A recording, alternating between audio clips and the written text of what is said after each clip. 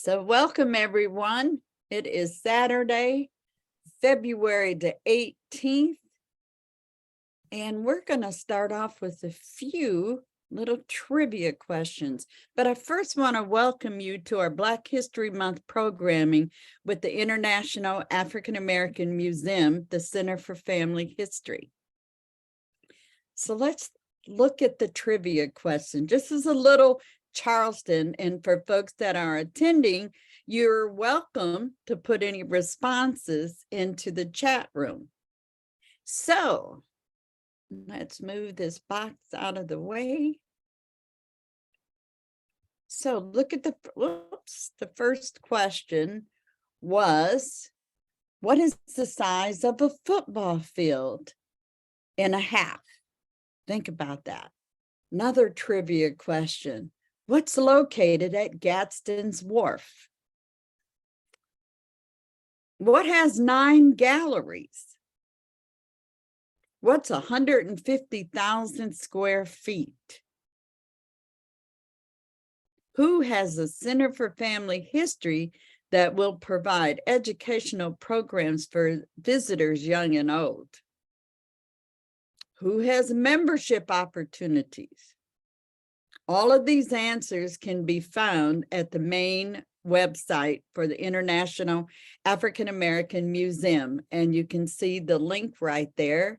And you are welcome to take a screenshot or take a photo of this slide, but all of those answers are there. So welcome again to the African American series we have for Black History Month. Here's a few housekeeping rules. The session is being recorded. It will be available at a later date, and it will be on the main museum's YouTube channel. So those attending, please mute yourself and turn off your video during the panel discussion. If you have any questions, please use the Q&A. The chat is open, but for questions to the panel, put them in the Q&A and we'll be able to follow them from there. And again, after the discussion, we will go to the Q&A. And so people can put whatever they want to know or have questions to ask or share information, and we will try to get to most of them, as many as we can.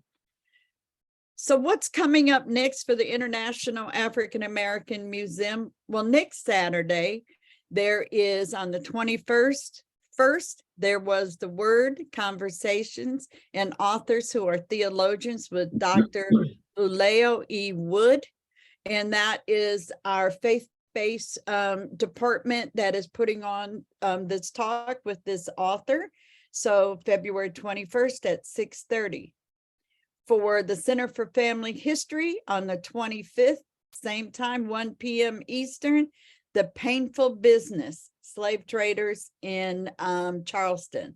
And you can see the panelists that will be on there: Margaret Seidler, Dr. Bernie Powers, South Carolina Senator Mia McLeod, and Dr. Tanya Matthews, who is the CEO of the International African American Museum.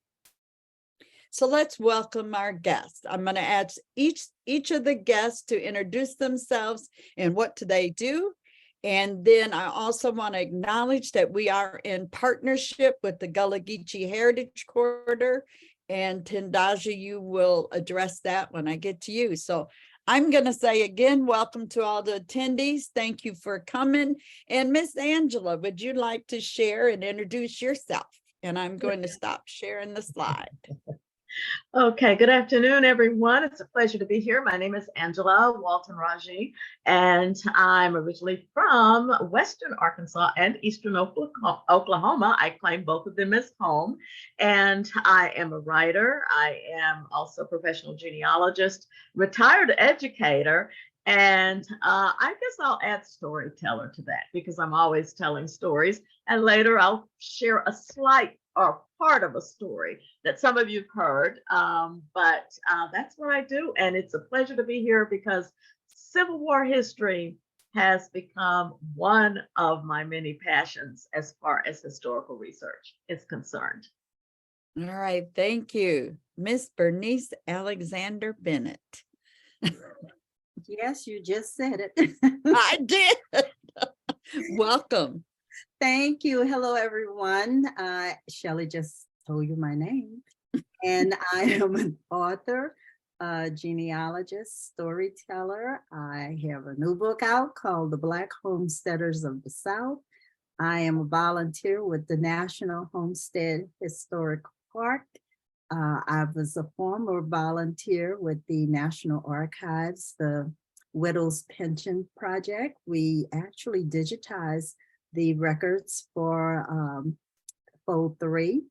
And I'm just having a good time talking, sharing, doing what I can to support everyone else in their genealogical journey, as well as my own genealogical journey.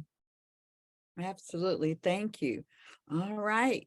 Richard Condon. How are Hi, you today, and welcome? I am doing very well. My name is Rich Condon. I am a park ranger at Reconstruction Era National Historical Park in Beaufort, South Carolina, right smack dab between Charleston and Savannah. Although I'm actually from Pittsburgh, Pennsylvania. So I feel a little bit out of my element. My background is, I've always been a history lover. I've always been interested in genealogy. In fact, as a teenager, my father and I, that was kind of our pet project, was kind of tracing our family's history through the last 200 years in the United States. Of course, this kind of led me to the career path that I'm in now. And, my favorite thing to do at this job is not just, storytelling, which is what we do. We interpret the story of Reconstruction and connect visitors with these resources we have. But it's, also kind of getting people excited about this history, wanting to research their own stories, and helping them with that research. I love doing the behind the scenes research.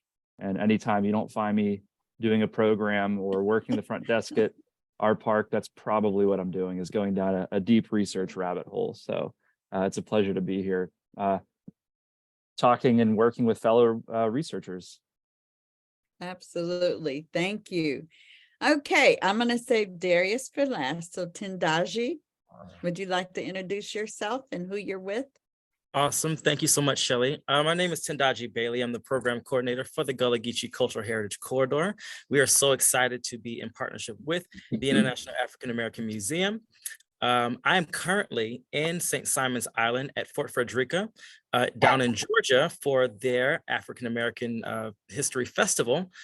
So I will not, unfortunately, be on video for long, because I do have to step outside and begin engaging a little bit more with community members. But I did want to come and say thank you on behalf of our commissioners and on behalf of our executive director, Victoria Smalls. Rich is also a part of the Reconstruction Era Park, which is another one of our official partners. So again, we're excited to be bringing all of our partners together for this amazing conversation around the United States Color Troop. And so I hope that this conversation goes well. The only connection that I currently have with this conversation, because I am not a trained genealogist, is that I'm a descendant from family members from Camp Saxon, or formerly from the Joyner Smith Plantation. So very, very excited to hear more about what comes out of this conversation. Great, great. Welcome again. Darius Brown. Well, we might be cousins. This is what it really comes down to, right? Yeah, but I'm Darius Brown. I'm a research assistant in the Center for Family History at the International African American Museum. I currently live in Charleston, but I am from Beaufort, South Carolina. And I've been researching my family history for about 6 years now. And then I got hooked ever since then and couldn't stop. And so I'm glad to be here on today. Great, great. And you have a little bit of interest, which will come up in some of the questions that we have as far as the U.S. colored troops as well. Okay, so for the audience, again, welcome. And what we'd like to do is I'm going to throw out questions and let the panel respond to them. So Angela, and this is also for any one of you to answer, just what are some of the background that we could share on a U.S. colored troops? Were all Black people, were they free? Were they enslaved? Who could join and when? And just give us just a little, intro to the United States colored troops. And then I'm going to follow that up with the question about some common challenges that people will find. And I know you've been researching the U.S. colored troops because you can call them out by units and things. And so that's why you get the first question. Well, it's very important to understand the backdrop, of course, which was the Civil War, which began, of course, in April in 1861. And of course, the war also ended in April of 1865. But what's particularly of interest is where certainly the war was definitely fought, because, as genealogists and researchers, it's important not just to get names, but we want to get the stories, but we also want to include geography with what we do. And in terms of the war itself, of course, as it began initially in 1861, there were no colored troops per se in the war, but things were going on in different pockets of North America, I'll simply say. One thing that happened on the Western frontier, where many of my folks are from, there were things that were happening in Indian Territory, and a bunch of folks said, oh, we want to get out of the way of this war, and they fled into Kansas.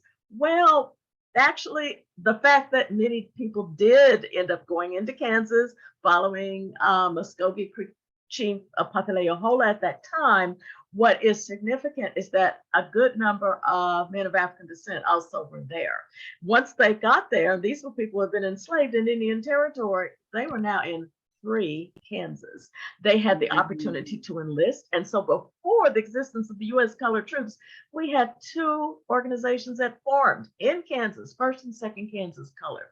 Later, they would be designated as U.S. colored troops after President Lincoln authorized the actual formation of the United States colored troops. He wanted to wait until there was a significant Union victory, because there had been some discussion anyway, can colored men join this fight? You had men in Louisiana who were trying to, in fact, who were willing, free people of color, who were saying, well, we're Southerners. We'll join the Southern Army, but they found out very quickly, no, you're not welcome here.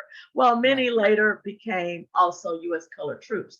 But in terms of the Bureau of United States Colored Troops was organized in 1863, and subsequently after that, unit after unit, and we're talking over 170 regiments of soldiers joined the United States Colored Troops. There were other regiments formed north, certainly, in the north, such as the 54th and 55th Massachusetts. They were regular Army, not volunteers, as were the U.S. colored troops. Also the 29th Connecticut. Also, these were part of the regular U.S. Army. United States colored troops as volunteers volunteered for a 3-year commitment, which is why you find many soldiers were not mustered out until 1866. But the fact that over 178,000 men of African descent fought in the Civil War, these were freedom fighters. These were men who not only fought for freedom, but they won.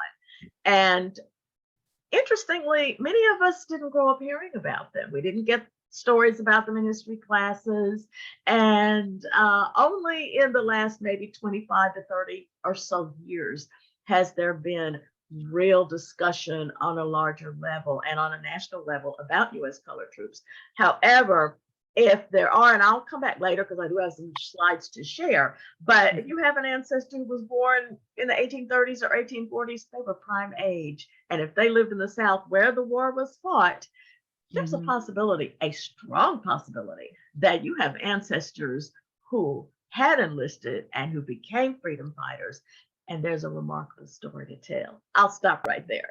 All right. And so, Bernice, what kind of challenges do you know as a researcher that people will find if they're researching the USCTs? And I'm going to abbreviate it. I might say it out, but, what are some of the challenges that we're going to experience? Well, first of all, you're going to find that some of these individuals, especially when you're looking at the Civil War pension files, you may find that they have multiple names.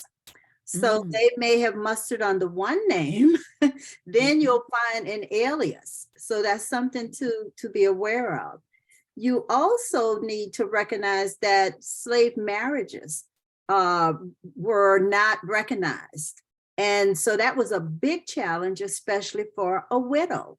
She could not go in with a marriage license. So she had to have additional people to come to testify. Also, if there were children, that might be a challenge of proving that the soldier was the father of those children.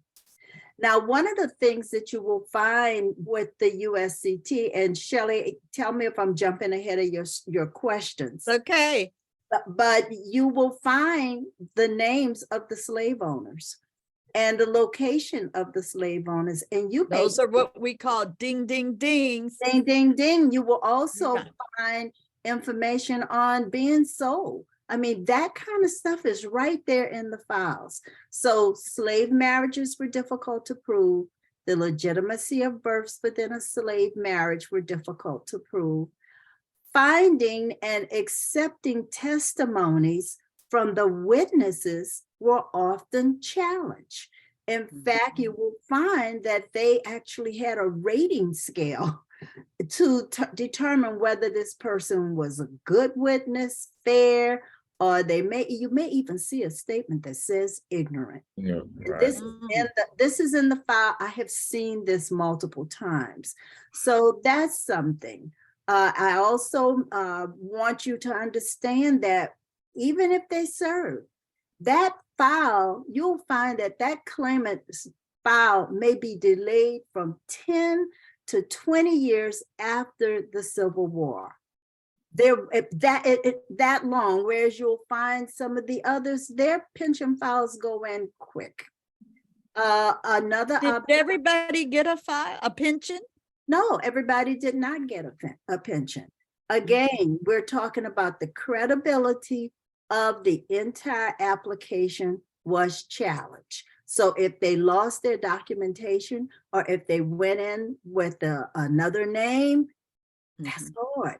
You know, just finding somebody that could testify and say that this person was actually in the Civil War was difficult.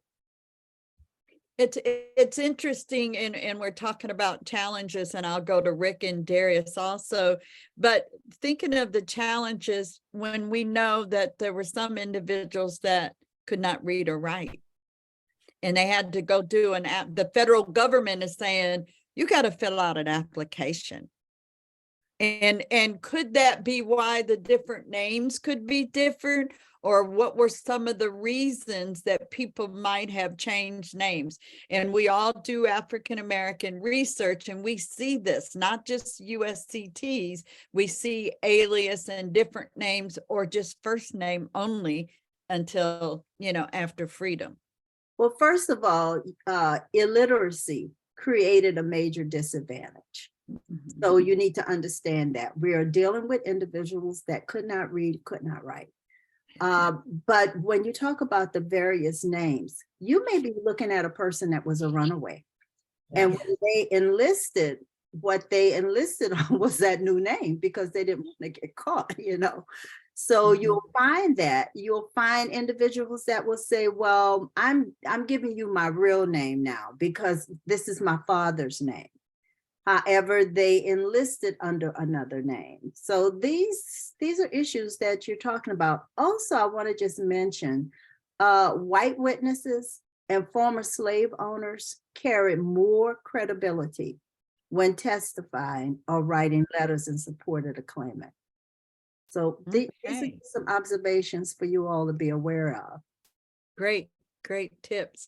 Richard, tell me a little bit about any challenges that you've seen or people visiting your park or any discussions that come up that you notice that there's challenges if we're trying to find a USCT or something that's at your park.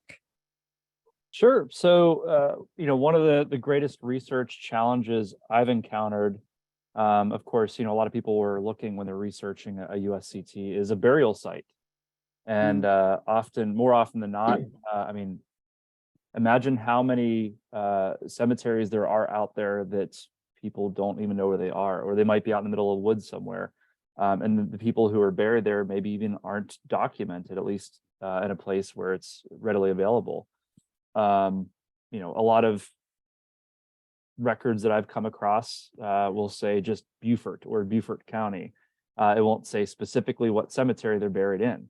And so that's created a lot of confusion as well when trying to research USCTs. You know, it's always amazing when you can track somebody down to, say, the National Cemetery, and that makes life a lot easier for researchers when they can track that person to something that's federally run like that and well documented. But there's so many that I've kind of hit dead ends when it comes to that too. You know, one of the challenges researching guys in the 33rd United States Colored Troops, for example, people who rose to a level of prominence in the post-war Reconstruction period, even some drop off the face of the earth when it comes to these records. And I can say off the top of my head, one gentleman by the name of Henry Hayne, who was a free man of color from Charleston, actually, had escaped to Beaufort, federally occupied Beaufort County, to join the 1st South Carolina Volunteer Infantry, eventually the 33rd, and served valiantly throughout the war. But in the post-war period, he does several things. In 1868, he's one of the dozens of Black delegates who rewrite the South Carolina State Constitution. He desegregates University of South Carolina in 1873. He serves as Secretary of State for the state of South Carolina until 1876. But in 1877, the record shows that he's moved on to Cook County, Illinois, and then all records drop off the face of the earth.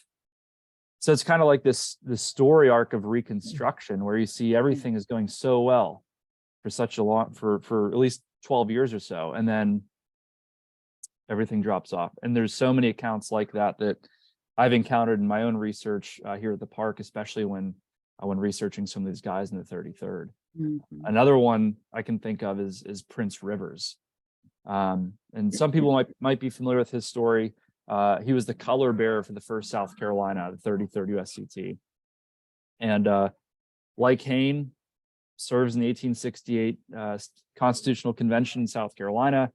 He is one of 3 Black founders of Aiken County, South Carolina. He does all these great things. And then in 1876, 77, through acts of racial terrorism, Prince Rivers is pushed out of his office.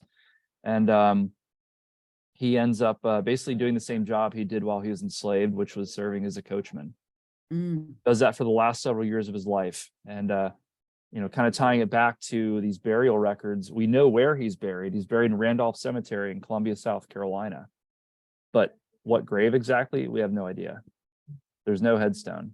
And that can be said for a lot of USCT veterans like himself. Okay. Thank you for that. And Darius, I know you've conducted research. What are some examples that you've encountered for your personal research as far as finding your U.S. colored troops that are in the family? And kind of what made you even go there to even check? For people that are brand new to research, we don't always just come out the box saying, oh, I want to find out if somebody was in the military. So something, some family history or something that might have shared that got you started on that, and then the challenges that you might have had. Well, growing up, I always used to be around the older people. And so I knew my great grandparents on my dad's side. And so my great grandfather, Isaiah Brown, that was his grandfather. And so he knew that his grandfather was a sergeant in the 33rd U.S. Colored Troops. And so he used to talk about, his grandfather and his other 2 brothers, they served in war with him. Isaiah and Abel, they were in the same company. And then another uncle, Harry Brown, he was in the 34th USCT, but he would always talk about his grandfather. And my great grandmother, same thing. She had a great grandfather that served in war, and I heard them many times talk about their relatives that served. And so when I was researching, I found out the enlistment records. And then I finally heard about a pension file. Like, what is a pension file? And, Yes.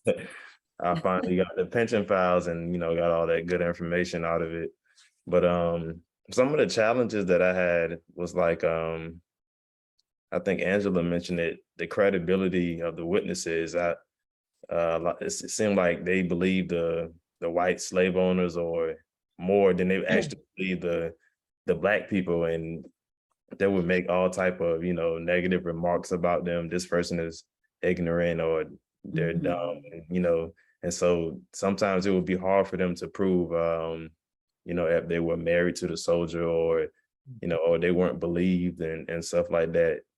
Those are some of the challenges that I've had researching. And sometimes an alias, a lot of times they would, in my family, they was enlisting with on one side, everybody was enlisting with the slave owner surname, and then they changed. And then, they get questioning, well, are you sure you're this person? Well, yeah, I enlisted. And then many of them say, well, when I enlisted, they asked me the name of the slave owner and they wrote it down. And so they say they didn't tell them that.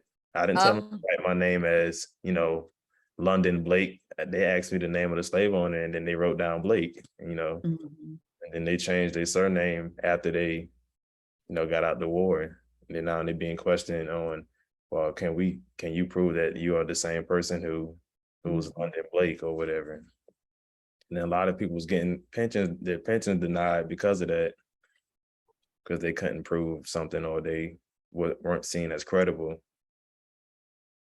And that brings in the question, because you bring up some good points. So, and I'm saying this for the audience, what's really good, you're hearing that we got paper. So there's a paper trail. You also heard oral history coming down. You've got, these are federal collections that you would find these pension files. And also, and again, they're online. They're at different places. And I will say that at the Center for Family History at the International African American Museum, you can go to the website and view actual pension files right now. There's 150 U.S. colored troop pensions available for people to review. And once the museum opens, right, there will be even more on the website. We are going to hail and honor that we'll have the largest collection of pension files outside of the National Archives. So stay tuned for that. So Bernice, I want to come to you. You talked about the widow's pension, or you mentioned that, and Angela mentioned something about the widows. So what I'm hearing is that we have a soldier, and there's opportunity that either he died after or during the war, and the relative or the wife. But if slaves were not able to be married, how could a widow file for a pension? That's for You're on Bernice. mute. Got it. Thank you. I see it now. She could apply, but she had an extremely difficult time. So more challenges. This was a challenge because she would have to find individuals to state that they, as far as they know, in the community, they were known as husband and wife. Okay. Now, remember, there's some files that you will find out, the thick files or the controversial files. And when I say that, I'm telling you, you will find several women coming forth to claim this soldier as their former spouse. So you have a lot of challenges. And may I share a story with everyone? Absolutely. Okay, so I'm going to share my screen. Let's see how I can do that. It should come right up. Do you all see it? Yes. Okay, let me see. Where am I going now? You need to go. I don't see. Delete that office update right there. And oh, there's your slideshow. Go across slideshow. Gotcha. Click on that and then there you go. Okay, I don't want to start here. I'm going to flip down to, now this is going to be a brief presentation about Judah Marcellus. She's the widow of George Marcellus. And so I think people may wonder, well, you know, how did you get this file in the first place? Well, this is what an index card looks like. So I pulled this index card because I was very interested in finding out about the Marcellus family. And in this file, this is what the cover looks like. So you all know I did get it, and look at all the records. Oh my goodness. That was one big old file. And, you know, it mentioned where they were from in Mississippi. I'm just showing you a little bit. But then every file had to have a proof of service. So this is what that looked like, the proof of service for George Marcellus. And he was born in Mississippi. He was 23 years old when he enlisted. And he was a farmer. He enrolled as a farmer. So you'll see this type of information. But here we are now, and this is Judah Marcellus. And she's telling you, I can't tell my age. I am an old-time slave. I had a slave husband before the war and one child. And then she gives her post office box number. And she was born in the county about 25 miles from where she lived. The slave, do you all see this? She is telling you she was the slave of Alexander Huey. I remained his slave until freedom. And then she just goes on with this story. So she said, while I was a slave, I had Moses Conger for a husband. He belonged to my master. Moses and I went together by consent of our master and lived as man and wife until Moses went into the war. I can't give the company and regiment, but he was in the heavy artillery located at Natchez, Mississippi. He died of smallpox while in the army. I never saw him after he went to the war. His child went by Margaret Sangrove until she married. I remained with my old master until I married George Marcellus. He was born in this county and belonged to the Marcellus. I knew him during the war, but did not get well acquainted with him until after the surrender. He had a slave wife, and I heard she married another man. Can you imagine reading this stuff in the file? So let's go. I'm overwhelmed at all the information and where you got to go from there. That's right. So look at this. When you talk about the special examiner's report, and on here, the claimant, they said she was good. They named other people, Charity Thompson, she was good. But then I have an arrow going to a man named W.J. Marcellus. Who do you think that is? Former slave owner's son.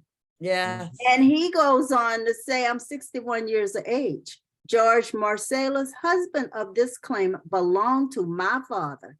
From his marriage to this claimant to his death, he lived with the claimant. Right there, she got a lot of credibility. Yes, she did. Okay, so I'm going to stop sharing. There's a whole lot more, but I just wanted you all to see just what's in these files. These files are amazing. And I can tell you, you talk about 150, I probably read thousands of them, and I need to send them all to you. Yeah. Please send them. We will take the pictures files.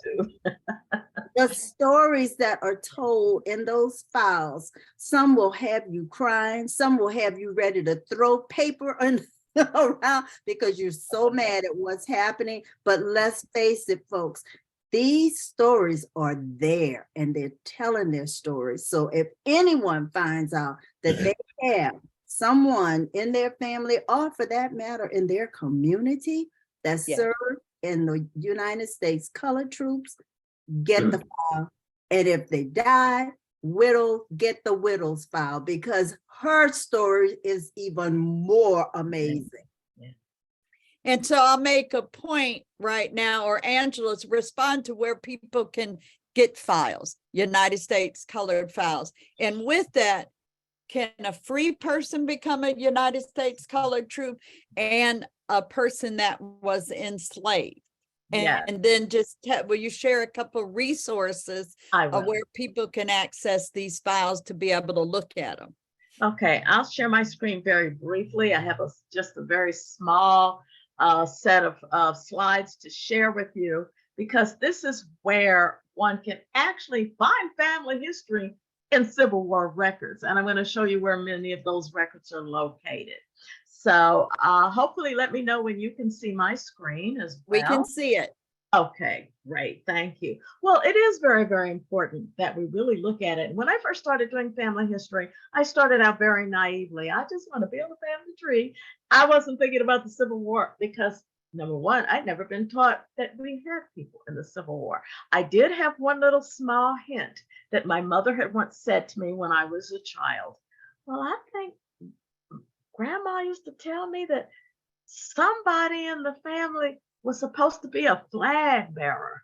And I'm thinking, oh, well, I hope it was for the Union Army. That's all I thought. But I still never knew anything. I didn't know any regimental organizations such as U.S. Colored Troops, and I certainly didn't know a regimental number. But particularly as we start to look at these records, looking at my own family history, my folks from Southwest Arkansas, these are my grandmother's parents. Lewis Mitchell Bass is her father. Her mother was Georgia Ann Houston. Notice he was born in 1846. Now, I had inquired and had started looking a little bit at Civil War records at the National Archives when nothing was digitized and you had to actually crank up the microfilm and look at service records. But I never saw Lewis Mitchell Bass. But one does want to at least take a look if you can identify an ancestor who was born in the 1840s or the 1830s, because they would have been the right age, definitely, in terms of the prime of life. But also, of course, you want to do your family history. You want to look at vital records, but you do want to study that Civil War period. And of course, if you have people who were born during that time period, did they live in a community where Black soldiers were recruited? Again, without knowledge of this history, it's not even taught. So how are you going to learn where soldiers were recruited? And did they live, more importantly, in a community where Black soldiers were engaged in a war, where they fought? There are now, thankfully, some resources that people can utilize. There's a website called mappingthefreedmensbureau.com, and there are multiple maps on that site. One of the maps is a battle site map of where all the U.S. colored troops fought. Now, you know, as a genealogist, you need to know your geography anyway. It's one thing to say, oh, my folks are from Georgia. Well, where in Georgia? Do you know what part? Was it coastal? Was it inland? Where was it? My folks were from Tennessee, but where? So you want to zoom in on that map. And as you zoom in, those little icons that look like a cannon, you can hover your mouse over it and something will pop up telling you where that particular battle was and what that battle site was. And I zoomed in looking at a place in Tennessee where I know that my family members from the Bass family lived. They came out of Giles County, Tennessee. Well, hovering the mouse, you see over near the bottom, you see something pops up, says Sulphur Branch Trestle, Alabama. I never heard of Sulphur Branch Trestle, Alabama. A trestle is like a train bridge. So what does that mean? Well, something happened there at that particular site. And it ended up pertaining to my family history. Now, you've heard me talk about Uncle Cephas. I'm not going to tell his whole story. No. But I wanted to see, could Uncle Cephas, he was born in the 1830s or 40s, could he have been a soldier? Well, guess what? I found a service record of Cephas Bass. And what surprised me is that there's something about him enlisting in 1864 at SB Trestle, which is Sulphur Branch Trestle, Alabama. Well, another thing where geography is important. Guess where Sulphur Trestle, Alabama is? Near Athens, directly south of the Tennessee line. And what's right above that Tennessee state line? Giles County, Tennessee, where my Uncle Cephas and other family members were born. Now I had to look up. I noticed this guy was in a unit called the 111th U.S. Colored Infantry. The National Park Service has a fabulous website where you can learn about every single regiment of U.S. colored troops. And of course, there's a brief history, and it's just telling you, well, when they were organized, and they were organized from another group called the 3rd Alabama Colored, Infantry, blah, blah, blah. They were attached to another unit in Pulaski, Tennessee. But on their service, something significant popped up. Action at Athens with Forrest. Forrest, as in Nathan Bedford Forrest, as Oh, in we know General- that name. Researchers people know should that know name. that name. Founder, of course, he was a major slave dealer in Pulaski. He's also known as founder of the KKK. But they had action, this 111th Colored Infantry, and most of the regiment was captured. What? Mm. Of course, that made me pause because I'm trying to figure out, wait a minute. I also know that he is a person who was said was responsible for the massacre of the Black soldiers at Fort Pillow. And I'm thinking, you're captured, but you live to tell the story. But notice something else as I go back to that record. Notice at the very bottom under remarks, it says he was a prisoner of war since September 1864. So he was a prisoner of war. And it said that the entire, well, almost most of the regiment was captured. So this was a surprise. This happened, however, about 6 months after the massacre of the soldiers at Fort Pillow. So at this point now, they were taking soldiers, Black soldiers, as prisoner and not just executing them on the spot. Well, Fold3.com, in answer to the question, where can you find these? In other words, where in the world could I find a record that looks like this? Fold3.com, which is a wonderful site. It's primarily a military site, although there are some non-military records on the site. So I decided to look up the records of the U.S. colored troops, and I zeroed in. What's the story of the 111th U.S. colored troops? I was interested in soldiers called Bass. And over to the right column, you see somebody called Braxton Bass, Cephas Bass, Uncle Cephas, Emmanuel Bass, Henry Bass, and even someone called Thomas Bass. Wow. Well, hopefully at least, I don't know about these other soldiers called Bass, but I do know that Uncle Cephas is supposed to be a part of the family. Could this be my Uncle Cephas from Giles County?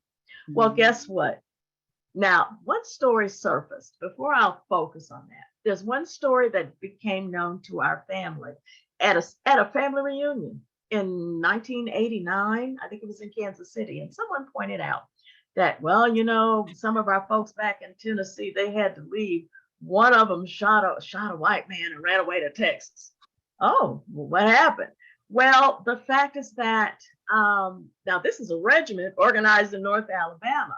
The family was from Giles County, Tennessee. But guess where this pension file was coming from? Texas. Could this be the person who shot somebody and ran away to Texas? He's in Fayette County, Texas, but then he goes on and tells his story. And he talks about when he enlisted in the 111th U.S. Colored Troops, and he was a volunteer at Sulphur Trestle. This is in North Alabama. And so he goes on, but he also says he joined with a brother, Braxton Bass, and his 2 sons, Henry and Emmanuel. Now, as you recall on Fold 3, there's Braxton's name, there's Cephas, there's Emmanuel, and there is Henry. And I've yet to figure out who Thomas is. He may be a cousin because he was from Giles County, Tennessee as well, but he's not known as a brother. But nevertheless, here's a family of men who enlisted. And these records, which one had at one point to have to go to the archives to see, now you can get the service records that would be these records here. At least that was confirming that he was taken prisoner at that time. But going back to that pension record, and he talks about it. He joined with his 2 sons, and then he tells the story. General N.B. Forrest, CSA, Confederate States of America, okay, captured us at the above named place. But what's more interesting, in the middle, he says, he did not guard us very closely. And we got away as soon as we were near our old home in Giles County. Uncle Cephas escaped. So in this service record, I found that he was a prisoner of war. I find in his pension file, a different kind of record where you get all the really good stuff. I found that he and the family escaped. And then guess what? You remember this document. Well, one of the latter documents on fold 3 confirms at the bottom under remarks, escaped and returned from capture. Wow, what a story. This story never survived family history. But by researching this is an empowering thing. And I can share with you that years ago, I spoke at a family reunion in Phoenix, Arizona, where a lot of the descendants of the Bass family were there. They had never heard of this story ever. And, you know, a lot of times little children are there and children tend to squirm. They don't want to hear a story about some history and some old war that they can't connect to. And they were kind of squirming. And then I started talking about Uncle Cephas and how he enlisted in the army. And he enlisted and his 2 sons joined him and his brother joined him. And then how he was captured by the founder of the Klan. And some of the children who were squirming suddenly start like, shh, be quiet, be quiet. They started listening. And as I started talking about Uncle Cephas, those children started sitting up straight. Like, yeah, they never knew this. Here's a story of empowerment about their ancestor that had never, ever been told, but it's waiting in a file in both a service record that you can find on fold 3 and many of the pension files, some of which are digitized and online, many of which are still at the National Archives waiting for people to find them. So simply, I'll stop and simply say, Civil War research, both service records and pension records, very empowering, and they will definitely help you enhance your family's story. So thank you for sharing. That's a great point pointed out there. And Richard, I want to come to you. Are there oral histories? Because Angela and Bernice has mentioned that, as well as Darius. Are there oral histories around the ones there in the Beaufort area that you have come across? And does it play into any of those that you talk about? You know, so, and I want to highlight the fact, because everybody's mentioned about these oral histories and not knowing. And again, culturally, people have traditions of handing down oral history. So share with us, you know, based on your experience there at Beaufort and this, that, and other. Sure. So, I mean, oral histories are extremely important. And to be honest, you know, when I first started working here a couple of years ago, you know, a lot of people, as this park was starting to really get underway, a lot of people focused primarily on, you know, books that had already been written, and you know, books being written by people like Thomas Wentworth Higginson, who commanded the 1st South Carolina Infantry, or Laura Town, and those are great resources, but they aren't words that are written from the mouths of the people that are here, who had lived here in enslavement and are, you know, experiencing this transition from a slave society to a free society. You know, the closest thing I guess we had, you know, from the words of somebody who's enslaved here would be Susie King Taylor, who, you know, published her book in 1902. But as far as kind of like getting to the rank and file, you know, the stories that are largely and have largely been untold for so many years, you know, of course, pension files, and especially the ones that have been digitized by the International African American Museum, are an amazing resource. You know, that's them telling their story, or people they knew and loved telling their story. As far as oral histories go, we have yet to do kind of a formal oral history, you know, with people in the community. However, that's one thing we strive to do on a daily basis. Anytime we meet elders in the community, people who grew up here, people who've had those stories passed on from generation to generation, we always make sure to engage them, because number one, you know, it's just being a good neighbor, but also they have these stories that are just passed down orally that aren't necessarily always going to be documented in that published Right. book or documented in that pension record. And then of course, once you kind of get into those oral histories with folks, then you can kind of go off and do your own research through Fold 3 or through Ancestry, or digging through those pension files. You can kind of piece some of these things together.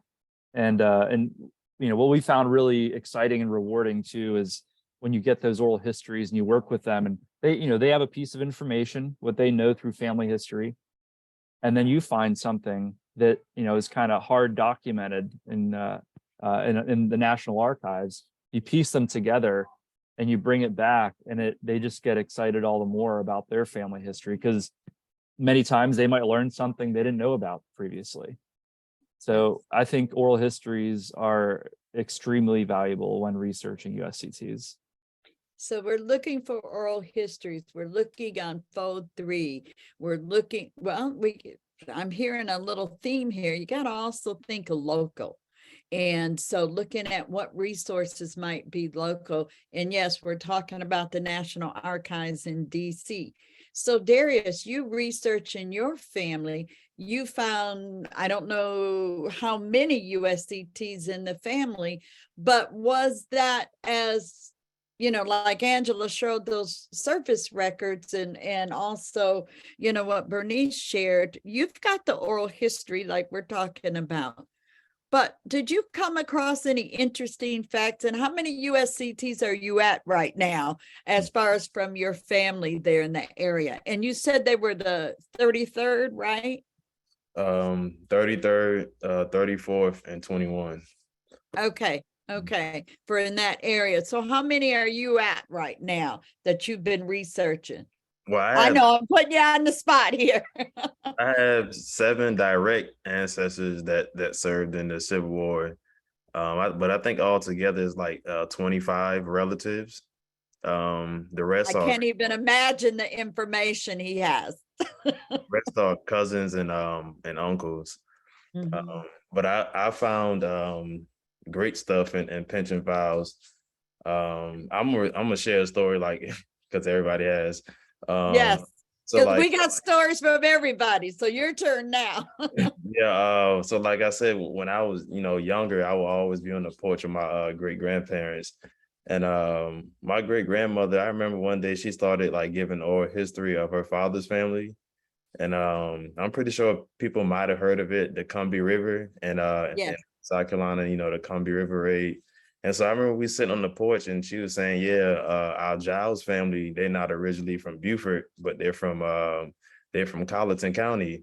And she was talking about, she said that they used to grow rice on the rice plantations for the Blake family, and she was saying all of these things. And I remember one time she was like, "Yeah," and they were from a place called Santee. And I remember like, okay, which one is it? Is they from Colleton County, or is they from Santee? And so I found and and then she, because some of the people were still alive when she was born, she knew some of those people that were born slaves, and she remembered them, and I remember she would mention their names. She would talk about this woman named Pender Blake, and another man, his name was Mordecai. I remember she was saying, yeah, that name from the Bible. I think it's the book of Haggai. I think it's Mordecai or something like that. But she basically, it's his name. But she was, mentioning all of these people. And I remember the first time I got Pender Blake pension file, and then she used to say that Pender was our cousin, but she didn't know exactly how.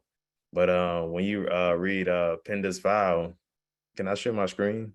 Sure. Yeah. But when you read her file, she talks about, she says, I and my husband Peter both belong to Mr. Arthur Blake on Santee. I was born on Combahee and raised on Santee. Peter was Mr. Blake's houseboy, and he may have been brought from Blake's Combahee place when a baby, but I am not sure when Peter was born. And then if you go down, she talks about, she said Mr. Blake He was an English gentleman who owned hundreds of slaves. Mm. She said, I married Peter and I was a young girl and so was he young. And we were one side and we were married by the consent of Mr. Blake and Daniel Gunlock, the colored preacher on the place, married us at Santee. And then there's another spot. She says, Mr. Blake, my owner, was a bachelor and he had no family. He lived in England and went back there when the war broke out. And then there's another spot. Okay, right here. It says, when the Yankees came, they took a great many of us and on the boat and brought us to Beaufort here. When they were taking the Hilton Head, South Carolina, Peter then went to working on the government wars and stayed about there 3 months when he was just put into the regiment. And so this is pretty much, and this one pension file, and I got others, is way more pension files where everybody talk about being born on the Combahee River and then they were taken to Santee way before the war. And that's what my great grandmother was talking about when she said that our family, they was from the Combahee River and then they also was from Santee, because the Blakes, they owned multiple plantations. And so they moved a lot of people from the Combahee River and they moved them to Santee. And then during the war, the plantation got raided by the Navy. They took 400 people and then they brought all the people to Beaufort. And then that's how my family got to Beaufort. And then so that's one of the greatest things that I found in the pension files, because I remember talking about this woman and, you know, it was, I don't know, it blew me away when I found it. I never thought I would find that in a pension file, you know. And again, you're making an excellent point, all of you, about that oral history. Yeah. You got to listen. Doesn't say that everything's going to be right, but you got to listen and take notes. And I always call them leads, you know, and hints, and to go after them. Angela, you want to make a comment? I just saw something. Darius, can you show your slide one more time? That last slide you just shared? Because something jumped off at me and I went, whoa. Just that last slide you were just sharing. And then she talked about Harriet Tubman, and I was like, I remember we was on the porch. The Combahee River Raid. Right, and everybody. But please share that last slide, Darius. It was like Harriet Tubman came way down here. Like it was like hard to believe. Okay, can you just move it up? Move it up the other way. No, I'm sorry, move it down, I guess is what I want to say. Way? Yeah, just a little bit more. Right in the middle, she says, I worked in the hospital when the regiment left there. She was a nurse in the Civil War, or a civilian worker. And I have a huge presentation that I give about Black women who served in the Civil War as nurses, matrons, laundresses, and cooks. But this is not just something anecdotal. They left records. And like I showed that service record of Uncle Cephas, the civilian women, Black women and white women who worked in the hospitals have service records. There's a whole nother file for you. And she's already telling the story. You have a whole nother story to unlock. And that just a whole nother story. Holy cow.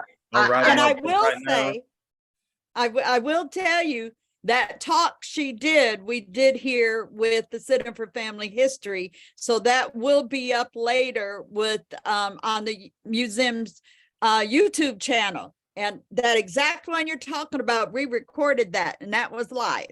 So it's excellent, another resource. You have another story. Another whole other story. About her. Bernice, did you raise your hand? I'm sorry. Yes, I did, because one of the things that I have often said to people, read every single page in the file. Yes. So many people will say, why are you sending me all of this stuff? I just want to find one name. I said, no, you must go through the entire file. If you don't read the whole file, you're doing your ancestor a disservice, because you can get an entire timeline of the life of that person. And I want to share one more thing with you all about something else that's in the file. Files don't end sometimes when you think they end. So I'm going to show you something. Okay, this is that same file that I shared with everybody. But look at the date on it, 1905. 1953. And the daughter of Judah Marcellus and George Marcellus, her name was Charity Brown. But she wrote requesting information to prove her birth. And because she is listed in the file, she is able to prove when she was born. She wanted a delayed birth certificate. Wow. So this is, I mean, I was like, oh, wow, this file did not die when the family died. It continued. And they just referenced the date of April 27, 1953. And I have seen a number of files that don't stop. They continue. Those files are used as records to support individuals that did not have birth certificates, but that were listed as children on those files. Amazing, amazing. I'm going to give all of y'all a question for all of you to comment. What happened to the folks after they served and after the war when freedom came? And Angela, just give a quick example if you have a story or know of a situation or how they were treated. And I'm opposed to every one of you. What happened when the war is over? We already mentioned the Freedmen's Bureau. We're mentioning service record. We got oral history. We know there's local history there. You know, you got them at the Park Service. We got family history. What happened to these men and women that would have served after the war? Did they get the same amount of money if they did get a pension? But there's probably some that didn't get a pension. Angela, you're up at the corner here. Okay. Well, all of the above. Some got pensions, some did not. But the pension process didn't start in 1866. They weren't just getting pensions right away. As I think Bernice showed the record with the Marcellus family, you saw a card that had invalid pension and a certain date and some numbers, and then you saw the widow's pension. So it shows you that two application processes went. But what happened to them as people? They returned to what they knew was home. But what was home? In many cases, the same community where they had lived enslaved. They're returning to a population that has now been defeated in the Civil War. These former Confederate communities were not saying, oh, welcome back. It's good to see you back, old Tom.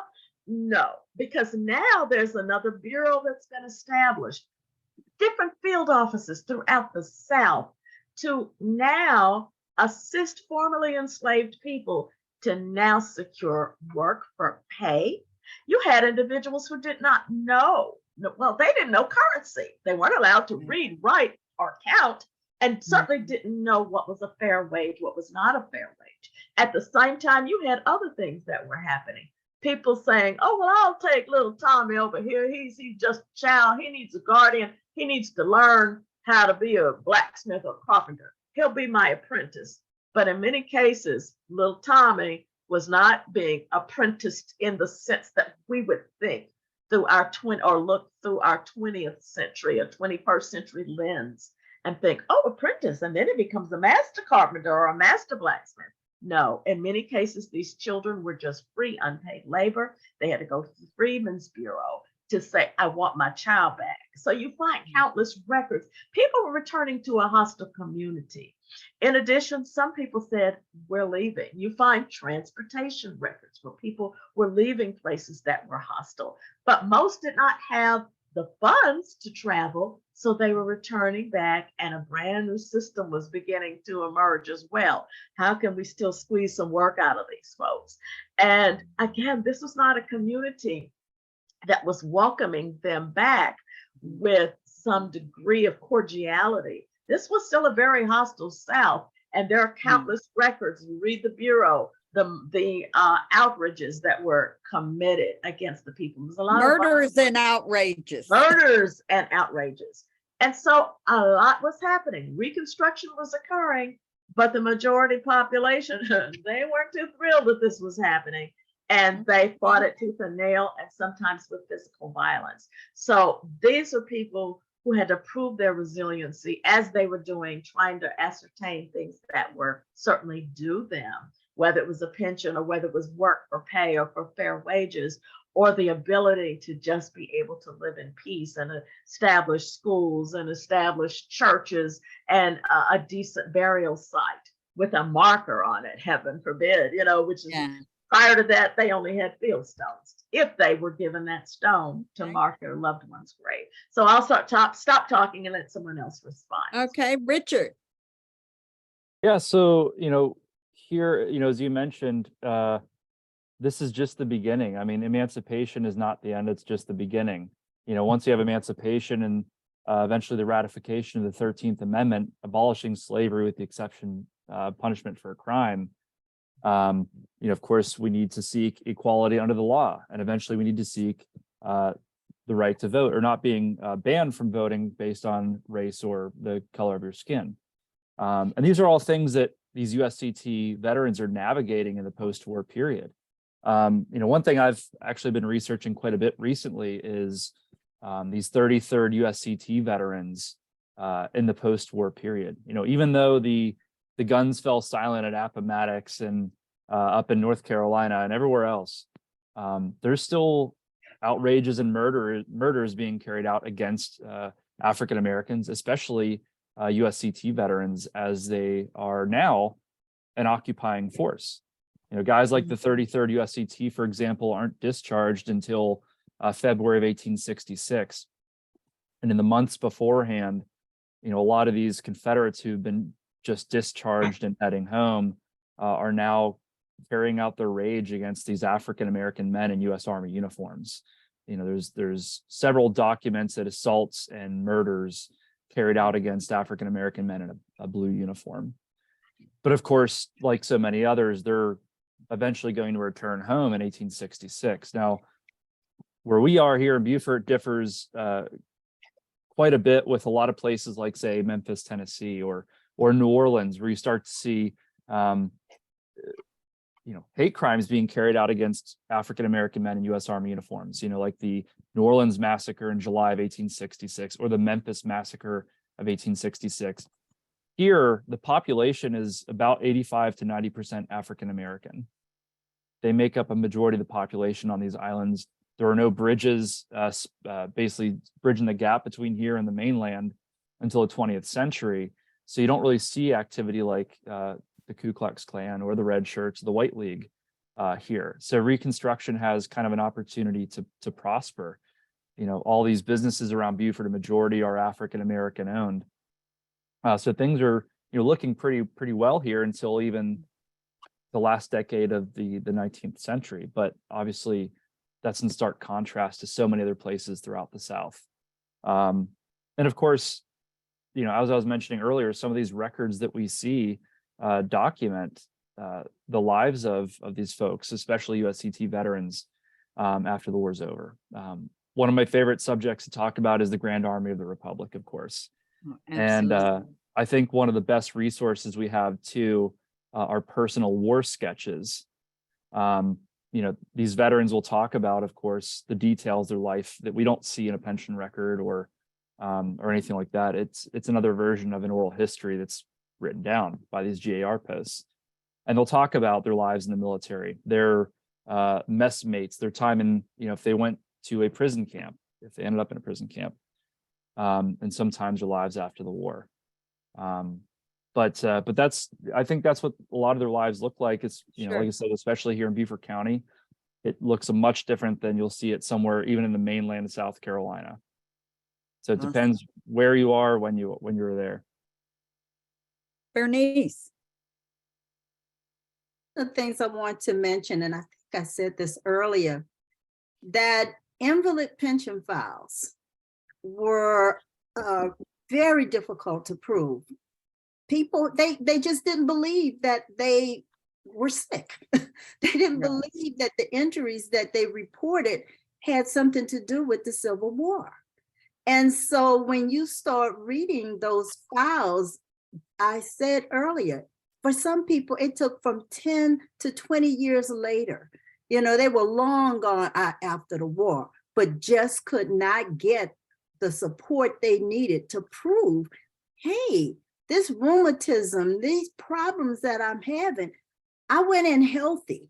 But remember, they didn't have a personal physician. So without a personal physician, who's going to attest to the fact that they went in healthy? They'll say, they use the word vicious behavior, you know, and so you got to look at some of these things and say, they don't believe them. And they expect them to work regardless. Now, how are you going to work when you are maimed? You don't have the limbs, you don't have the movement that you need because you were injured during the war. And I want to mention the biggest killer of the Civil War soldiers was not combat. It was disease. It was the major, I'm a public health person. You talk about a major public health problem, that's what they had being in the Civil War. And so we need to understand that these soldiers went through hell, you know, they really did. Their lives were not. Even after the war. After their lives. Before, during, and after. The war, it was Very, very difficult, yes. And you get all of this right when you start reading, you see it right there because they are telling their story, just as Darius shared his information. That's why, once again, I'm going to say, read every single page and do not ignore the medical part of it. Because the medical part is telling you when they were in combat, what happened, and if they were even treated. Some of them weren't even treated. They made them go back out because they said they were faking, you know, oh, you're just feigning injury. Nothing's wrong with you. So we're dealing with some very serious issues in the manner in which our soldiers were treated. And another thing to follow up with that, I'm sorry, Richard, before you say something, you're talking about read every word because they might talk about somebody else or somebody else that was in that regiment. So I want to make that as a point to the listeners. Go ahead, Richard, and then I'll give it to Darius. I was just going to say, you know, as these soldiers try to advocate for themselves and prove, yes, I received this injury in wartime service, whether it be from disease or battlefield injury, they're having to, you know, literally go door to door to their neighbors, get people to corroborate their story. They're having to find people who bore witness to their wedding, of course, like you mentioned earlier. And in many cases, they got to find a lawyer. It's in a place like, you know, deep South Carolina. How easy is it to find a lawyer, especially on a sea island? You have to usually go elsewhere to find that. But also, you know, these guys that say, for example, served in the 33rd, 34th, 21st USCT, a lot of their white officers don't live here. After the war's over, these guys are going back to wherever they came from. They're going back to Pittsburgh, Pennsylvania. Right. Yeah. And so how do you, you know, get a hold of them to kind of corroborate your story and also, you know, speak to your character and speak to your injuries as well? It makes it all the much harder for guys who are in South Carolina as opposed to maybe a veteran who lives in, say, Philadelphia, where he might have lived in the same community as his officer. Darius, and then I'll go back to you, Angela. One of the challenges that I've seen from after my family got out of the war, there was actually a big storm that went through Beaufort in 1893. 1890 it was a storm that came through and it killed many, destroyed many houses and stuff like that. And one thing that I noticed from the pension files that I've been reading, a lot of people lost their enlistment records and I mean their discharge records from that storm. And it seemed like a lot of people had a lot of house burns. I know a couple of my ancestors, they mentioned that their discharge papers were burned up when their house was caught on fire. And it's and like I mentioned before, people wouldn't believe them. Are you sure that you served? I remember there's this one file and the person was questioning the soldier and he was saying, I think that you're pretending to be this other person, because that's how much he didn't believe him. And so he said that they denied his pension and all that because they believed that he was pretending to be someone else because he couldn't find his discharge papers and stuff like that. But like Richard mentioned, after the war, a lot of my family, they bought land, and you know, they started their communities. And a lot of the soldiers who they knew each other before the war, many of them, they settled in the same community. And like that's what you see in my family, Mhm. a large community, and it's a bunch of USCTs. They live in that community. Okay. And Angela, you wanted to make a comment? Yeah, And just then want I'm to gonna, make one point. The question that come up earlier in terms of you know, how can they get some of these folks, especially some of the white folks or the former slaveholders, to testify on their behalf? If you have ancestors who are from border states, Maryland, Kentucky, Missouri, states that did not technically secede, or even also in some southern states, if the slaveholder was a Union sympathizer, they could give permission for their person held enslaved to enlist in the Union Army. They would often provide, as the person enlisted, to prove that they were the slaveholder. And sometimes this proof was a receipt. Well, what is significant about that is that later, when it was time to give the soldier the bounty that soldiers were going to get for enlisting, the former slaveholder got the bounty because they were the ones giving, they were the quote unquote owner of record. But oh no, we don't want to secede. So you find even in some of the service records on fold 3, you will actually find a statement signed by the slaveholder indicating that this is my slave, old Henry here, and he has a chance, yeah, he can go ahead and fight for the Union Army. But they are there in terms of those records. So sometimes they didn't have to go and get the former slave master. The record was already there, and sometimes it appears in the service record that's right there, and you will see that. So you have ancestors from Kentucky, from Missouri, from Maryland, you know, from states where they were indeed enslaving people, but they were not from states that seceded. You may find that it was verified that way. so, and I do want to follow up, and I put it also in the chat, that proof of ownership or proof of Yes. title. These Yes. slaveholders were compensated. Yes, they got had the bounty. they had to manumit or free their enslaved person, show proof of of ownership. how they acquired that person or proof of their ownership of that person, and then they were awarded $300. Those are records that you're also talking about. And another, which should be another webinar, and I'll have to bring you guys back. And I know Bernice and Angela, especially on the Southern Claims Commission. That is another record collection that when you're researching after the Civil War, trying to find your ancestors, be it white people, formerly enslaved African Americans, and so forth, there's other collections that are out there. So I do want to pose each of you one last opportunity to share a point that you have as a takeaway for people that are starting this research or looking to find if they had a USCT. I've been answering questions in the chat, you know, and we're running up on some time right here, but I'm gonna start with Bernice first. Share something that you would like for people to take away, and we'll go from there. Well, first of all, you may not find your ancestor, but I would also encourage you, please look for somebody in your community that served in the United States Colored Troops, because your ancestor may have been a witness. The neighbors. What's the fan club? Friends, associates, and neighbors. You never know what's going to show up. Richard.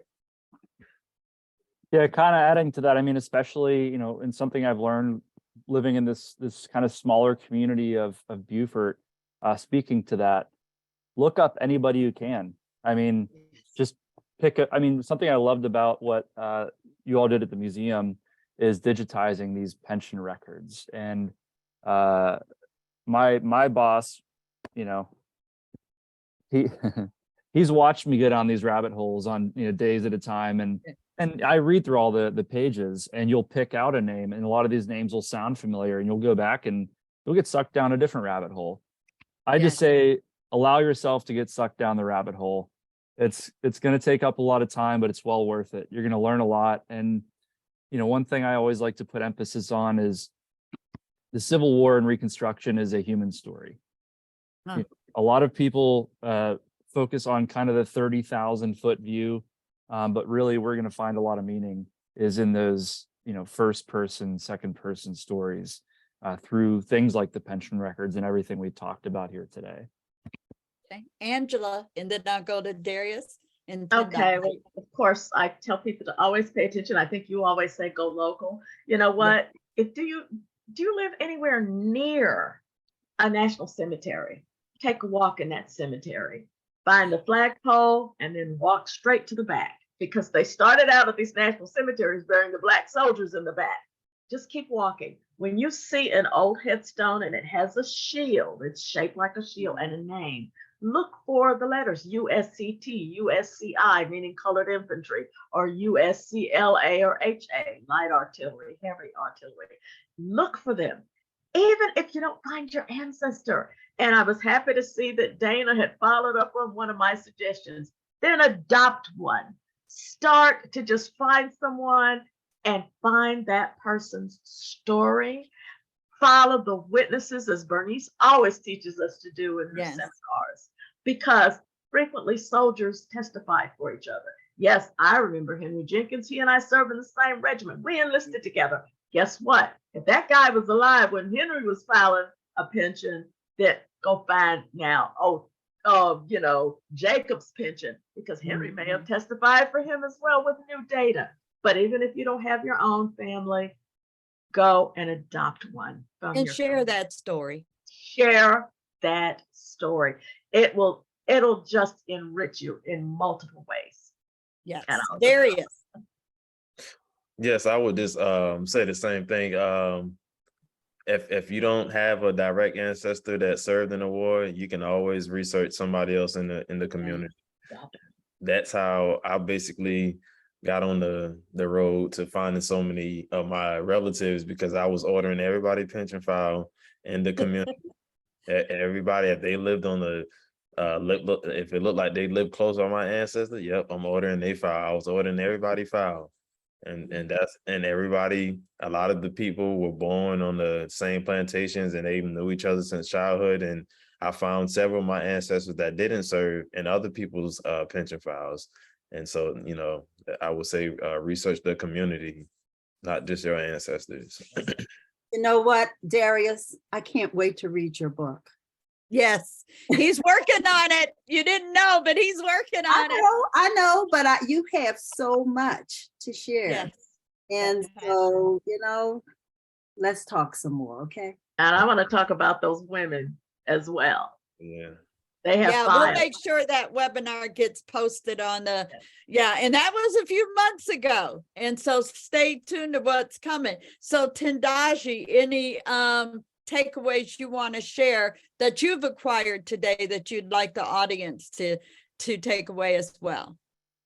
I was a little in and out, but I did catch the last 20 minutes, and I was really excited to see some of the records that Darius showed on the screen. I'm very curious to know more about just my own family's involvement within the Camp Saxon area. So I have some questions for you, Darius, that we'll hopefully have a chance to explore a little bit later. I do want to, again, just say thank you, Shelley, again, on behalf of the Gullah Geechee Cultural Heritage Corridor and our partnership with these webinars. We will be having another one next Saturday. I will be in Conway for their community day, which is in the Myrtle Beach area. And so if any of you are nearby, please stop by. I believe we will be in their public library for the webinar at 1 on Saturday. So thank you again. Thank you. And I will sum this up and stop the recording in a moment. We shared a lot of information today, or the panelists shared a lot of information, a lot of takeaways throughout the whole hour and a half we've been here. So again, you can access these records online, but start at the local level. Start at the local level, also start at the house repository.